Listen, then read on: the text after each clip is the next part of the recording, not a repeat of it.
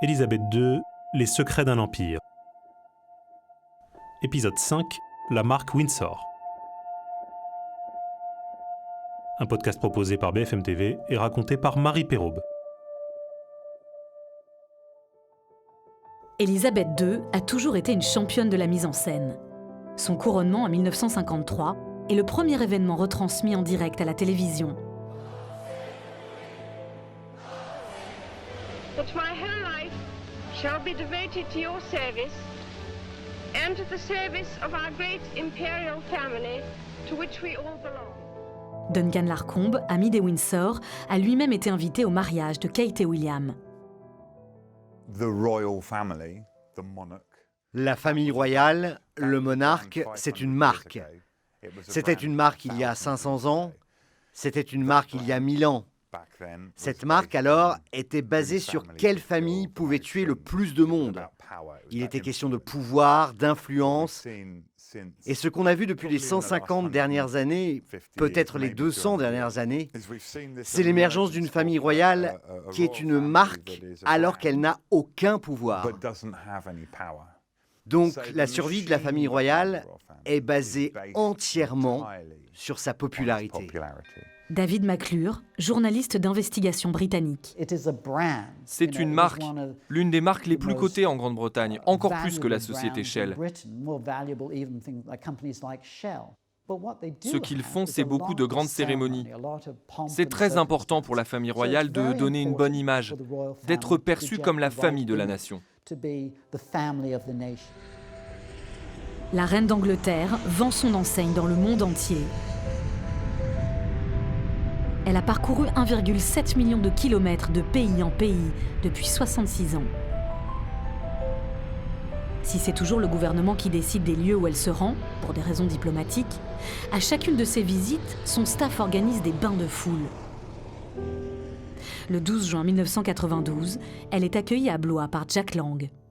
Cette halte de quelques heures a en fait ravi les habitants. Ils ont pu montrer à la reine que si la France avait coupé la tête d'un de ses rois, elle avait aussi conservé leur palais et leurs traditions. Non, elle est extraordinairement aimée. On a traversé Blois. En plus, j'avais fait venir des gardes républicains qui accompagnaient de part et d'autre la voiture. Et la foule, en effet, acclamait la reine. C'est vive la reine, vive la reine, vive la reine. Et de temps en temps, salut Jack. Et elle-même s'en amusait en disant ah oui, donc vous avez souhaité être en décapotable avec moi pour vous faire acclamer. L'entreprise Windsor a aussi mis au point un marketing familial digne d'une multinationale.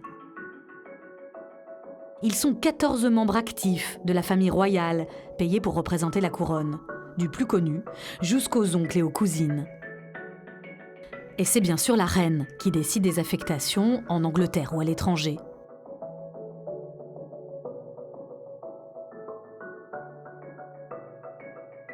En 2018, le prince Charles a battu tous les records, avec 530 déplacements. Tout comme la reine, il parle couramment français. L'une de ses dernières visites en France était sur la Côte d'Azur, dans une fabrique de parfums. C'est formidable, celle-là sent particulièrement bon. Toutes les images sont contrôlées au millimètre, avec une règle d'or, jamais aucune interview.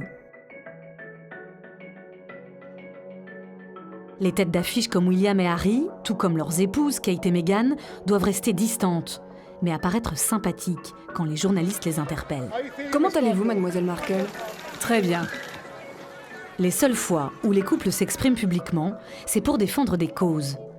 Cette interview, donnée en février 2018 à la BBC, a été organisée des mois à l'avance. William est le premier à prendre la parole. Nos parents nous ont appris la rigueur, la compassion et le sens du devoir. Nos grands-parents, la reine et le duc d'Édimbourg ont fait de leur soutien aux œuvres caritatives un élément central de leur engagement pendant des décennies pour le pays et pour le Commonwealth. Avant Harry, nous sommes fiers de nous engager, de rassembler des gens, d'écouter. Et on espère que tous nos partenaires constatent que les problèmes sont les mêmes pour tous. Puis Meghan. Pour moi, c'est très important. Ils se sont entraînés à prendre la parole avec les meilleurs communicants. Ils sont même préparés aux questions pièges. En travaillant ensemble en famille, vous avez parfois des désaccords ? Vous savez, on est coincés ensemble pour le reste de nos vies. L'ancien porte-parole de la reine, Dickie Arbiter, a vu grandir ses princes héritiers. Les jeunes disent « Notre reine a 93 ans, Dieu la bénisse, mais elle est trop éloignée de notre génération. » William et Harry, eux, sont juste au milieu. Ils font le pont entre l'ancienne et la nouvelle génération. Si Kate a dû attendre 8 ans avant sa première sortie officielle en solo avec la reine, Meghan, elle, a été beaucoup plus rapide. Elisabeth l'a très vite emmenée avec elle lors d'une inauguration. Adélaïde de Clermont-Tonnerre, directrice de la rédaction de Point de Vue. Elle a considéré que Meghan était prête. Meghan, en fait, tout bêtement, a l'habitude de la vision publique, sait gérer l'image, sait gérer les gens. Elle est très très forte, Meghan. Tout de suite, elle a su se mettre à hauteur des gens, être dans le contact, être dans l'empathie. La reine a développé, avec ces milliers de gens qu'elle a rencontrés, un flair, une intelligence humaine qui fait qu'elle a tout de suite accroché avec Meghan. Le service communication de la famille royale est ultra rodé. Ils surveillent la popularité de chacune de leurs sorties par des sondages. Les nouvelles naissances, les mariages, sont autant d'événements qui s'enchaînent sans jamais se faire de l'ombre. Des photos soigneusement sélectionnées sont partagées auprès de millions de followers sur les réseaux sociaux. Elles alimentent une communauté de fans de plus en plus importante, selon la chroniqueuse royale Emily Nash. La dernière fois que j'étais au château de Windsor, il y avait encore une très longue file de visiteurs. Avec le mariage royal l'année dernière, les gens s'approprient un peu de ce conte de fées. Ils veulent voir cette institution ancestrale, ce qui peut paraître bizarre quand vous n'avez pas de monarchie dans votre pays. Mais je pense que les gens sont fascinés par la vie privée de ces personnalités. C'est comme un feuilleton très glamour qui ne s'arrête jamais. Les icônes royales sont devenues en 10 ans un business. Mugs, t-shirts, drapeaux et même préservatifs. D'après une enquête menée par Buckingham, la vente de ces produits dérivés a généré un chiffre d'affaires de 22 millions d'euros en 2018. Mais pour Graham Smith, le patron du Parti républicain, il est très difficile de quantifier si la famille royale attire réellement plus de touristes. Quand William et Kate se sont fiancés fin 2010, l'Office du tourisme de Grande-Bretagne a dit que ce mariage serait bon pour l'économie. Et ils affirmaient que la royauté générait plus de 560 millions d'euros par an de revenus touristiques. Maintenant, on voit que c'est clairement faux. En fait, les gens viennent voir le palais de Buckingham comme les touristes en France viennent voir le château de Versailles.